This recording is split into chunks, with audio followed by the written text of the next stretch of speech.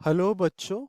Let's read the question. The question says an electron of mass small m, when accelerated through a potential difference capital V, has de Broglie wavelength lambda. The de Broglie wavelength associated with a proton of mass capital M accelerated through the same potential difference will be.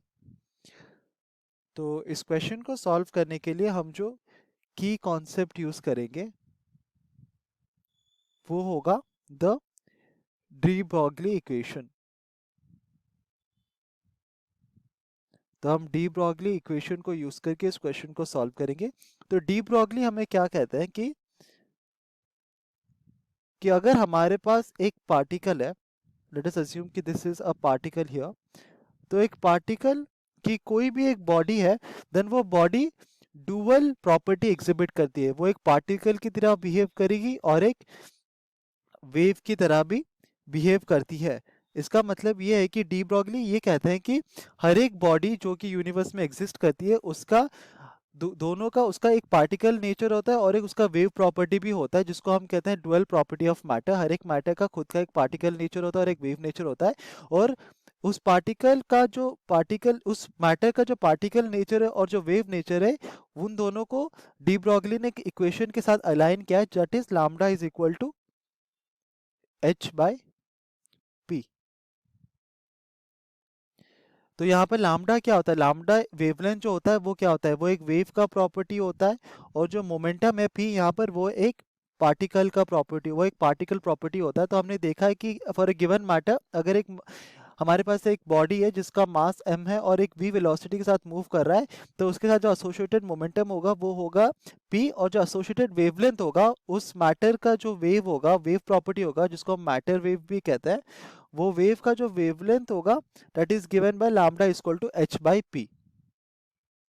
तो अगर हमारा given matter अगर एक potential में exist कर रहा है, अगर यहाँ पर एक पोटेंशियल हमारा एग्जिस्ट कर रहा है v, then we can say that lambda is equal to simply h by root over of 2mv।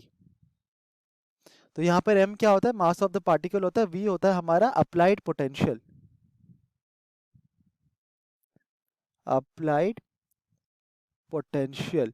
तो क्वेश्चन में हमें दिया गया है कि the de Broglie wavelength associated with the electron is equal to lambda. तो हम लिख सकते हैं कि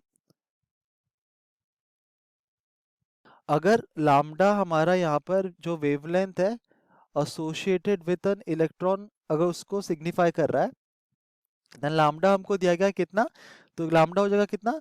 h by 2mv root over. और यहाँ पर स्मॉल m क्या है? ये है मास ऑफ इलेक्ट्रॉन।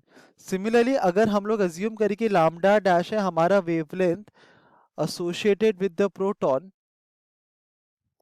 तो क्वेश्चन में हमको दिया गया है कि प्रोटॉन का जो मास है वो कैपिटल एम है, तो लैम्डा डैश कितना हो जाएगा? ये सिंपली हो जाएगा h by root over of 2 capital M V. यहाँ पर दोनों दोनों केसेस में हमारा जो पोटेंशियल है वो सेम दिया गया है, तो दोनों में हमारा पोटेंशियल v ही रहेगा। तो अगर हम दोनों वेवलेंथ्स का रेशियो लें तो हमको मिलता है कि lambda dash by lambda is equal to h by root over of 2 capital M V multiplied by 2 small m v by h। तो h और h कैंसिल हो जाएगा, रूट 2v